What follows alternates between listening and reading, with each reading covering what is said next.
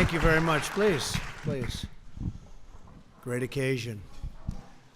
I want to welcome everyone to the White House. We're here today to announce a vital new action that we're taking to help former inmates find a job, live a crime-free life, and succeed beyond their wildest dreams.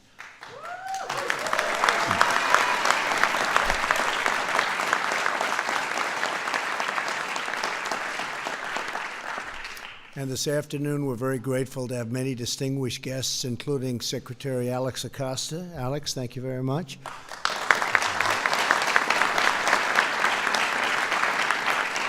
Governor Phil Bryant. Thank you, Phil, very much, very much.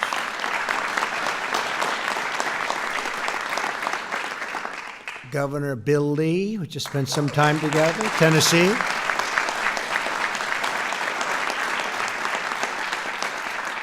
And I have to say, my administration is focused on lifting up all Americans, and that's exactly what we're doing with this.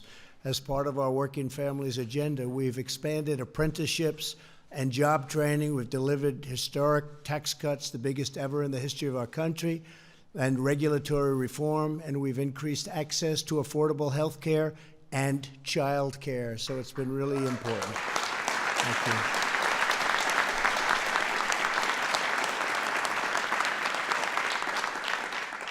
And as a result of the booming economy, we're bringing Americans who have been on the sidelines back into the workforce, including former inmates and those recovering from opioid addiction. Very important, and it's been incredible, the success we've had. Since the election, we've created 6 million new jobs. We've added more than 1 million new jobs in manufacturing, construction, and steel alone, and everyone said that was going to be an impossibility to do, manufacturing jobs. African American, Hispanic American, and Asian American unemployment have reached the lowest levels and the lowest rates in the history of our country. It's been an incredible situation. Our policies are rebuilding lives, rebuilding families, and rebuilding communities. To realize America's full potential, we must unlock the talents of every single citizen. We want to lift every American family out of poverty and into a future of hope and opportunity. In December of last year, I signed into law groundbreaking and historic reform to our criminal justice system, the First Step Act.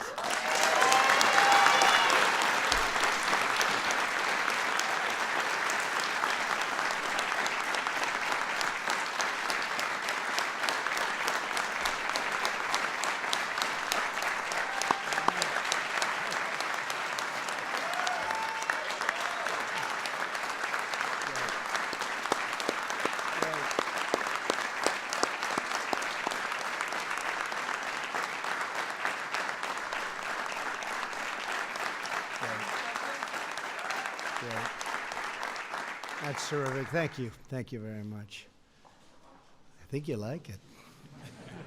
It is true, though, since we got it passed, nobody realized how tough it was. They've been trying to do it for many years, and many years, and nobody thought they could do it, and we got it done. But we had tremendous conservative support and tremendous liberal support. It was very bipartisan. Some of the most conservative people, I know Mike Lee was in favor of it, and Chuck Grassley was in favor of it. And then on the other side, you had people that, frankly, I didn't think would be signing too many of the things that I wanted to do, Phil Bryant, you know? But they all wanted it, and it's something that I'm very proud of. And Jared and Ivanka were incredible, and they really pushed it.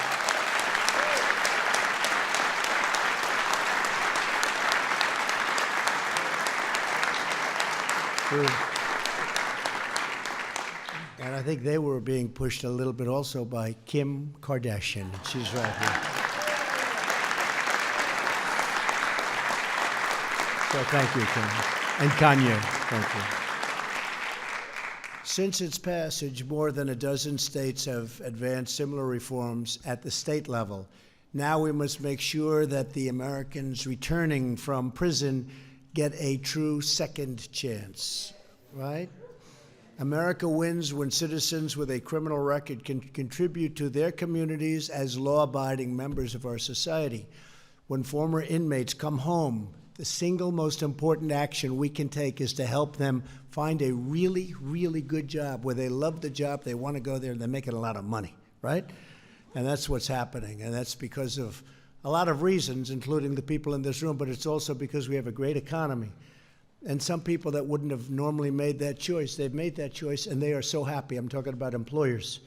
They are so happy. They can't even believe it. They've got, one man told me some of the best people that work for him now came out of prison. And these are people that a few years ago he would not have given a chance, and now he considers them among his best people.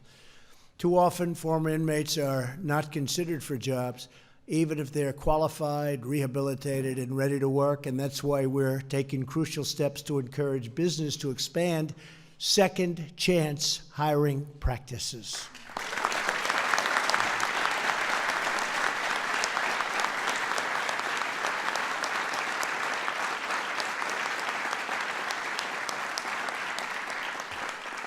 So when we say hire American, we mean all Americans, and that's what's happening. First time probably ever. And I think I can say truly, and a lot of the folks in the room are experts, and you've been doing this for a long time, but I think it's probably the first time we can truly say that in the history of our country that that's happening. So it's really been fantastic.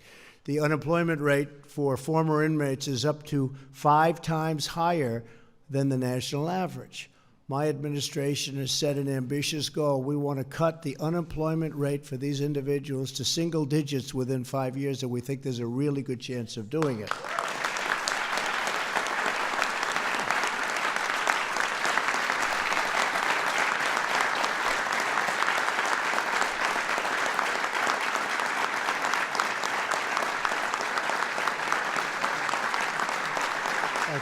Thank you. Second chance hiring is about safer communities, a stronger workforce, and a thriving economy. We believe in the dignity of work and the pride of a paycheck. Here with us today is Johnny Kufas. And I worked in that name because it's spelled a little bit differently. It's spelled a little bit differently than we're supposed to, but I got it right. I think, Johnny, I don't know. Close enough. A lawyer who served time in prison for an alcohol-related accident and now runs a reentry program. He's done incredibly well. He's highly respected in the community. He's a tremendous guy. And John, maybe you could come up and say a few words, please. Okay.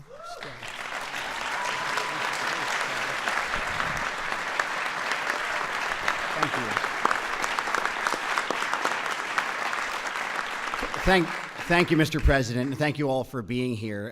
And don't worry about the name, it's Greek. That's the best pronunciation anyone's done in many years.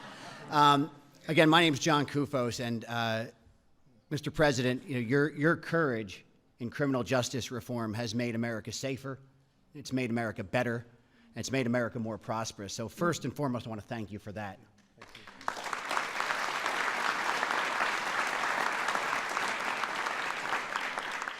You know, we're on June 12th, I think, 2019 today, and in June 12th, 2013, I was in prison.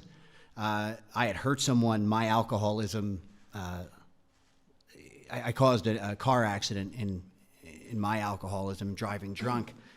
And thank the Lord I didn't kill that person, Mr. President. And when I was in prison, and here I was, this trial lawyer from New Jersey, nobody asked me for money, which was really a surprise in prison. But nearly everybody asked me for a job. Everyone wanted a job to avoid crime, to reunify with their families, to pay child support. And I never forgot that. And as my journey towards sobriety took shape, I was blessed with people like the folks in this room who gave me that second chance to contribute. And I would go on to build a very large reentry program in New Jersey. From there, I would go on to be recruited to work down here in Washington, D.C. to help do this nationally. I've worked with Governor Bryant, so many good people in the room. And without a second chance, I don't know where I would have been. I'm not sure if I could have stayed sober. I certainly know I wouldn't have contributed the level I did. Next month, I have my first child, a baby daughter, on the way. I have, thank you.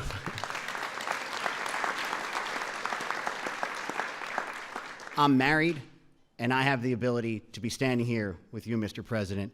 Thank you for taking on criminal justice reform. Folks, this is the public safety issue of our time. This is the justice issue of our time. This is a civil rights issue of our time. And this is a prosperity issue of our time. And Mr. President, thanks to you, it's all of our time. God bless you.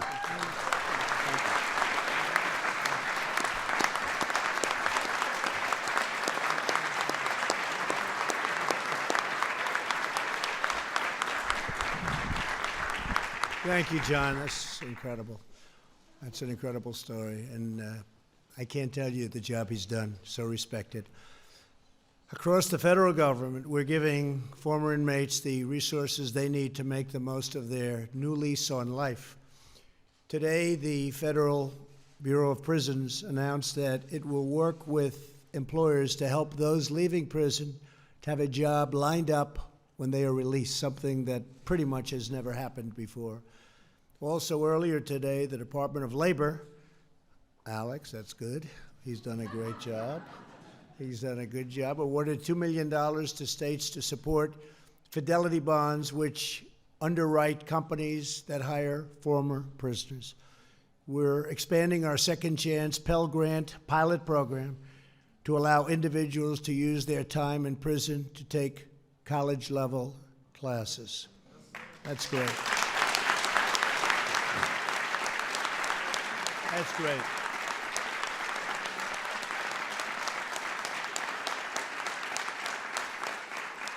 That's great. The Department of Energy has begun a new initiative to inform American workers, including former inmates, about great jobs in the booming energy industry, and that is a great industry.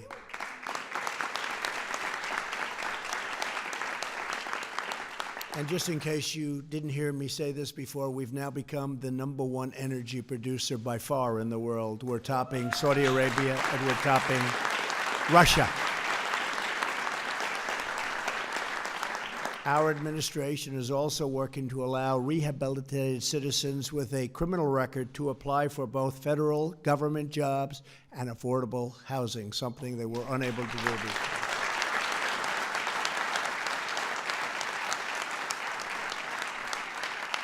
Here with us today is Marcus Bullock, who went to prison as a minor in 1996 and now runs a technology company, and he's doing a very good job. Marcus, please come up and say hello. You're here. Thank you.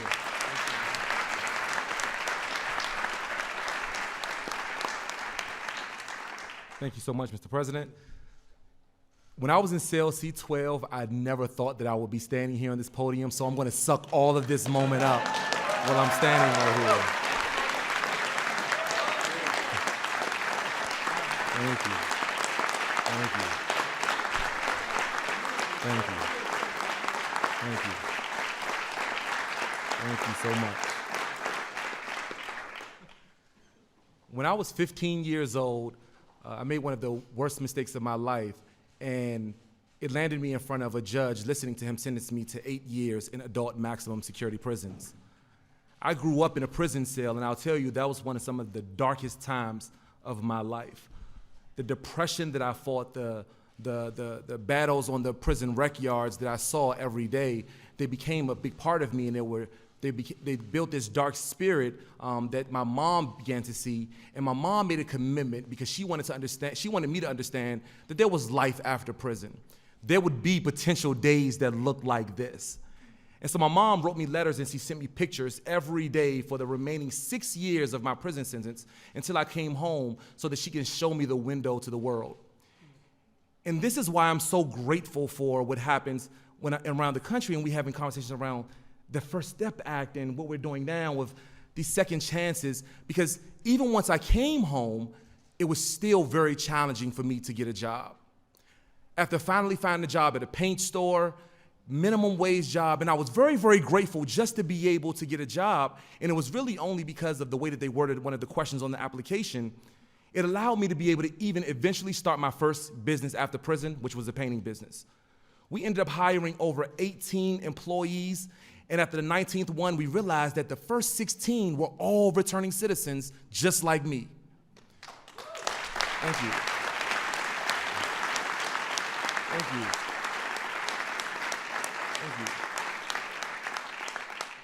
And while we were building opportunities for other men and women to come home and have a great place to be able to work with sustainable employment, we wanted to venture out a little bit further, and in 2012, we started our first tech company. That tech company, Flickshop, is now a venture-backed company that connects families back to their incarcerated loved ones the same way that my mom wrote me letters and pictures when I was in prison. We've connected over 140,000 families around the country, and I'm so grateful because the resources that are flowing back into these prison cells using our tech is building the next generation of entrepreneurs, leaders, business executives like me, and great employees at some of you all's incredible companies. I'm so grateful to be a small part of the solution because we do understand that this crisis is huge. But with you guys' leadership, I feel very, very optimistic about the future of employment. Thank you.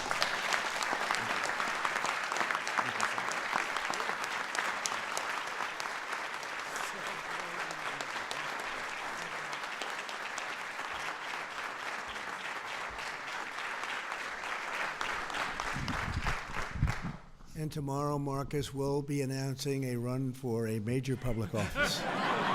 Good job. Huh? You guys, great job. Thank you both very much. Really fantastic. Today, we're also joined by many employers who are hiring former inmates and helping us build the strongest economy on earth. We have some very successful people in this room, and we appreciate it all very much. Thank you very much. Great job.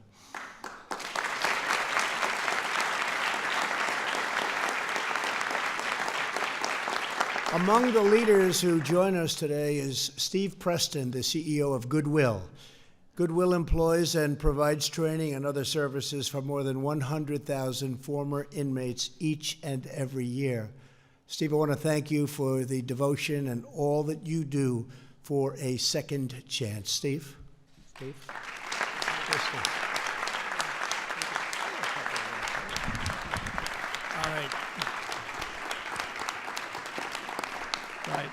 Well, thank you very much, Mr. President, for your leadership in the First Step Act, and for working with Congress to pass this in a bipartisan fashion. That just sounds great, doesn't it?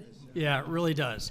Because we know that it's not an issue of one side of the aisle or the other. It's an issue for the entire country.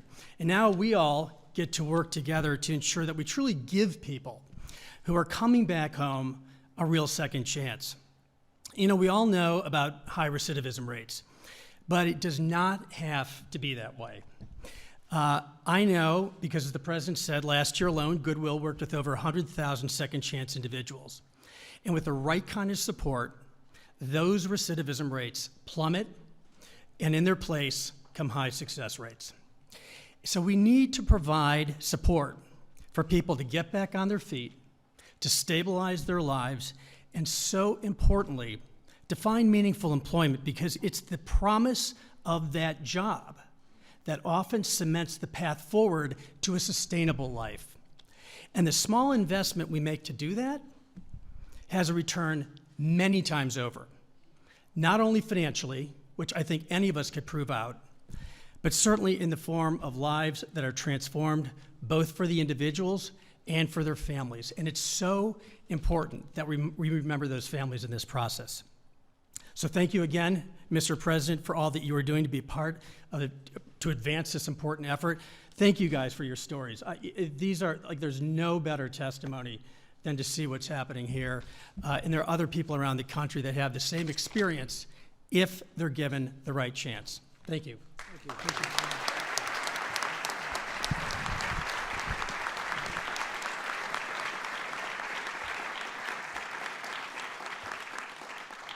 And I thought maybe I'd just take a moment. So at the White House, and been with me now 3.5 years before I won, before the election, is a person, a friend, a woman, a great, great, magnificent person, actually, named Sarah Huckabee Sanders.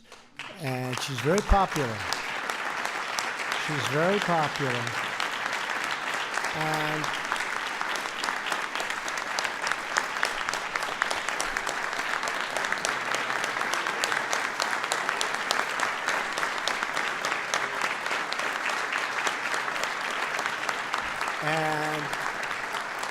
she's done an incredible job. We've been through a lot together, and she's tough. but she's good. You know, you also have tough and bad, right? She's tough and she's good. She's great. And she's going to be leaving the service of her country, and she is going to be going, I guess you could say private sector, but I hope she's going to, she comes from a great state, Arkansas. That was a state I won by a lot, so I like it, right? But we love Arkansas, and she's going to be going back to Arkansas with her great family. Her husband is a fantastic guy, and her family. And I don't know, Phil and folks, if we can get her to run for the governor of Arkansas, I think she'll do very well. And I'm trying to get her to do that. But I just saw her in the room, and I really wanted to call her up. She is a special person, a very, very fine woman. She has been so great. She has such heart. She's strong, but with great, great heart. And I want to thank you for an outstanding job. Yes, sir. And thank you. Come. Thank you, honey. Thank you. Thank you so much.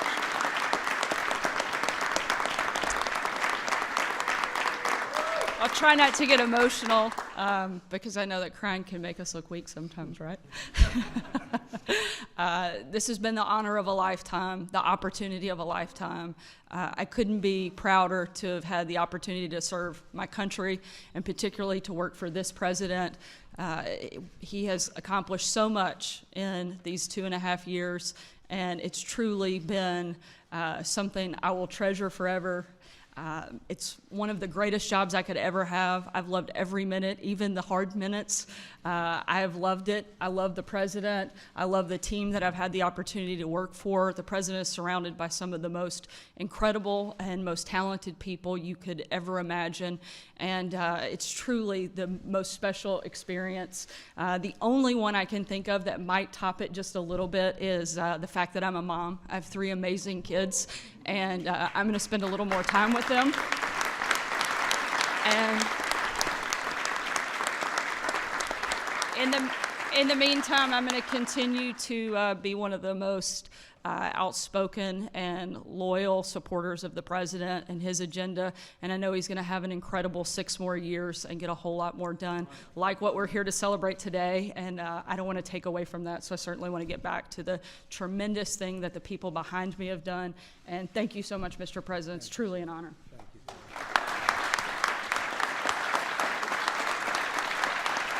Great.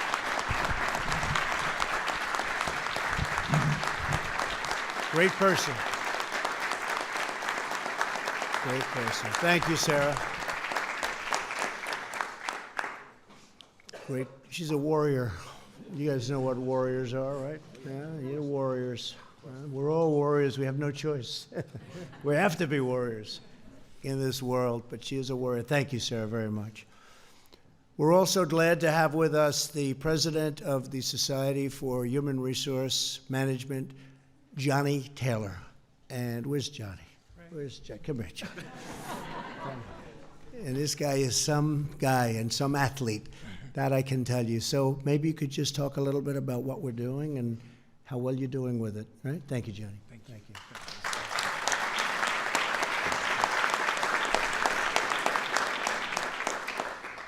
So I vividly remember December 2018, waking up one morning and reading in the newspaper that Congress had passed and the president had signed the First Step Act. I literally did not believe that would ever happen.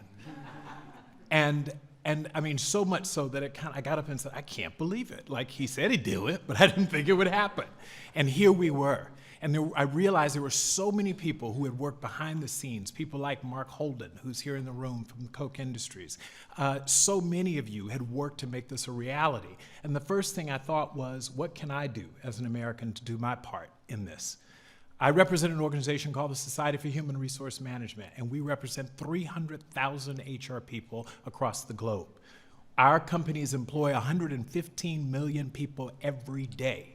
And so we said there's some role that we must be able to play, and instantly it hit me. What's the next step? What we know is that once people get out of incarceration, too often they return because they can't find a job. These aren't bad people, they're people who are trying to survive. And we can play a role in that if we can help remove some of the barriers, those barriers that lead to high levels of recidivism. Again, no one wants to go back. And so what we needed to do is figure out how we could play a role, the country's human resources professionals, to remove the barrier of employment. And so we're bringing bad people back into the workplace. So went back to my team. It was, of course, a week before Christmas. And they said, wait a minute, what? You want me to work over the weekend? I said, yes. Mark Holden and his team, Jenny's in the room. Jenny, thank you, Jenny. We all said we'd work together on the weekend with my chief of staff and our team. We came up with an idea. Over literally a 1-week period, we launched a website called Getting Talent Back to Work. And we got 1,500 employers across this country to immediately sign to join the movement because we needed employers to commit. It wasn't enough to get people out of incarceration. We needed to get them employed. In a very short period of time after announcing it, with Charles Koch, Richard Branson, myself, we had people just signing up. And so now all of a sudden, Mr. President, your goal of getting that 5 times the number down to single digits, we're going to do it. And the Society for Human Resource Management.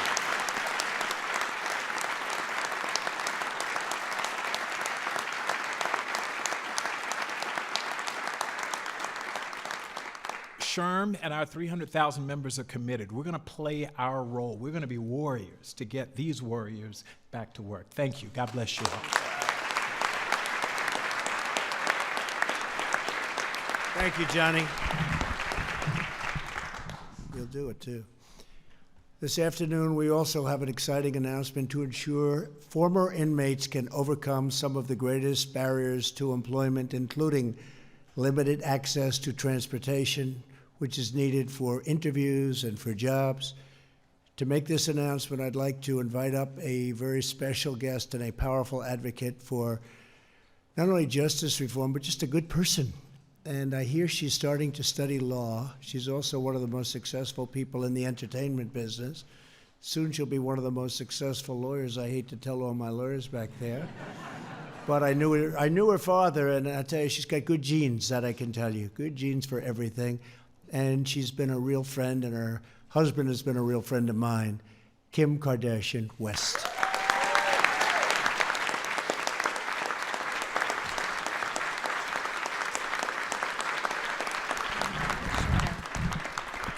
Hi. It really is such an honor to be here today, so thank you. My whole journey with criminal justice reform started about a year ago when I came to see the president after speaking to Ivanka and Jared, who really fought for me to get here. And I pled the case of Alice Johnson, who the president granted clemency to. And after that, I really spent so much time going to different prisons because I really had no connection to anybody on the inside, and really just felt like for me, I am at the place in my life that I wanted to make a difference and just wanted to do the right thing, but I didn't know how or what to do or even really what was going on. And so after going to visit so many different prisons and really sitting down with lifers, with every situation you can possibly imagine, my heart just completely opened up and I wanted to do more. So I started to study the law, which is, law school basically in California. And my attorneys are here today, Aaron and Jessica from Cut 50. They thank you. So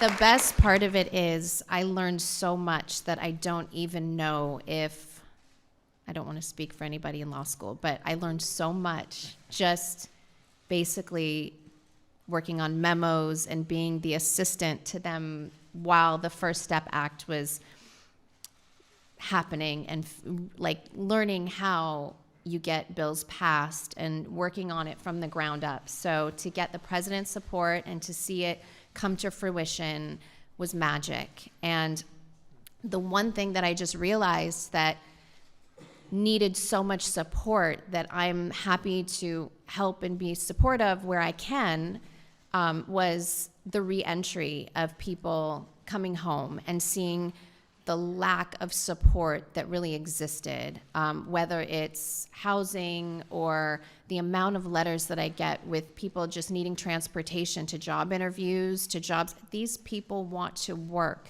They want the best outcome. And I'm so happy to be here today amongst people that want the same thing and that really believe in supporting their reentry. So I'm so happy to announce today that we have a ride share partnership where formerly incarcerated people will be gifted gift cards so that they can get rides to and from job interviews, to and from jobs, family members, and that is so important, so needed. And I just want to thank the president for really standing behind this issue and seeing the compassion that he's had for criminal justice has been really remarkable. So I just want to thank all of the organizations that are, partnering with everything that's going on and really being supportive, because it really does mean a lot to so many people that I've had the pleasure to speak to. And I think the ultimate goal is everyone wants the community to be safe, and the more opportunity we have and that they have and the support that we help give them, the safer everyone will be, and the recidivism rate will be continue to just get lower. And so I'm just thankful to everyone here that's in support and so proud of this partnership with the Rideshare organization. So thank you.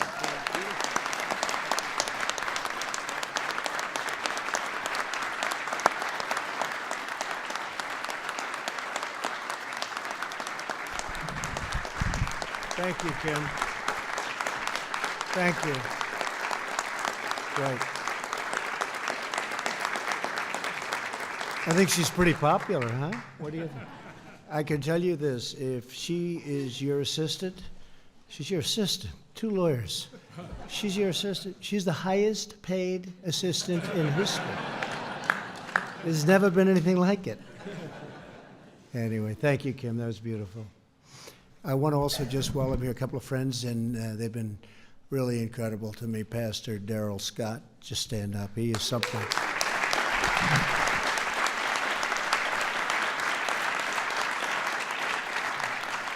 He's a religious man, but I watched him on CNN so often, and I wouldn't say that's the friendliest, and I watched you take apart people like they were nothing. So thank you, Pastor. He's a pastor. 2020, we'll do it again. We're going to do it again. And Pastor Paula White, thank you, Paula. That support has been incredible. Thank you, Paula. Thank you very much. Great job. Right from the beginning, both of them. In every action we take, we are revitalizing our cities, restoring hope to our communities, and uniting citizens all across our country. We're helping families grow their incomes and attend the schools of their choice, earn a great living, and have a truly rewarding career. We want to ensure that every American is prepared for the jobs of today and for the industries of tomorrow, and together we're expanding the blessings of America for every citizen from every background, from every community, and every walk of life.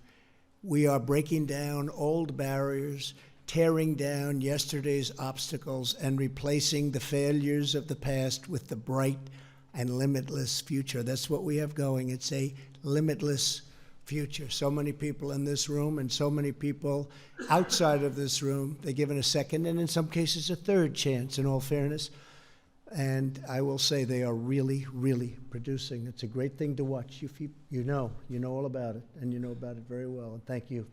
Thank you, Mr. President. We really appreciate you being here. And we'll not stop until everyone in our national family can achieve their own beautiful American dream. Want to thank everybody for being here. God bless you. God bless America. Very much appreciated. Thank you all very much.